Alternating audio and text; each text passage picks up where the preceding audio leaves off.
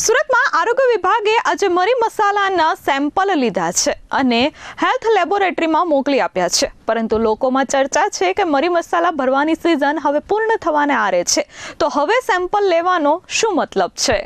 સુરતમાં આજે મરી મસાલાનું વેચાણ કરતી સંસ્થાઓ સામે ફૂડ વિભાગ દ્વારા કાર્યવાહી કરવામાં આવી છે। શહેરના અલગ અલગ ઝોનમાં મરી મસાલાનું વેચાણ કરતા વિક્રેતાઓને ત્યાં સેમ્પલ લેવાની કામગીરી આરોગ્ય વિભાગે હાથ ધરી હતી। સુરત શહેરના તમામ ઝોનમાં ટીમ બનાવી મરી મસાલાના સેમ્પલ લેવામાં આવ્યા હતા। રાંદેર ઝોનમાં આવેલ જલારામ મસાલામાંથી સેમ્પલ લેવાયા હતા। ખાસ કરીને લાલ મરચું પાવડર, હળદર, ધાણા જીરુંના નમૂના લેવાયા છે। મસાલાના સેમ્પલ લઈ પબ્લિક હેલ્થ લેબોરેટરીમાં મોકલવામાં આવ્યા છે। રિપોર્ટ આવ્યા બાદ જે તે સંસ્થા સામે food safety and standard act મુજબ કાર્યવાહી કરવામાં આવશે। જો કે લોકોએ સવાલ કર્યો હતો કે મરી મસાલા ભરવાની સિઝન ચોથા મહિના સુધી જ હોય છે, હવે તો આ પૂર્ણ થવાનો સમય છે, તો હવે સેમ્પલ લઈને આરોગ્ય વિભાગ શું સાબિત કરવા માંગે છે?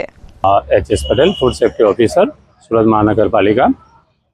હાલમાં ઉનાળા ઋતુમાં મરી મસાલાનો સૌથી વધારે વેચાણ થતું હોવાથી અને સૌથી વધારે ઉનાળામાં આ મરી મસાલા ભરતા હોય ગૃહિણીઓ ઘરમાં, એના માટે ડેપ્યુટી કમિશનર અને મેડિકલ ઓફિસર હેલ્થની સૂચના અન્વયે કોર્પોરેશનના દરેક ઝોનોમાં મરી મસાલાનું ઉત્પાદન એટલે ઘંટી દળતા હોય છે, છતાં તેમાંથી વેચાણ થતું હોય એમાંથી નમૂના લેવાની કામગીરી ચાલી રહી છે। કેટલી ટીમો બનાવી છે?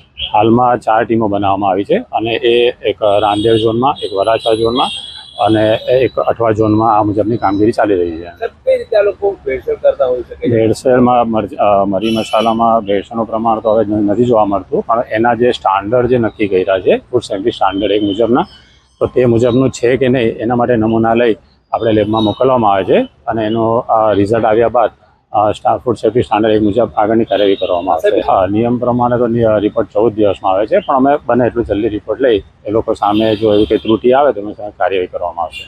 Bureau report S24 news, Surat.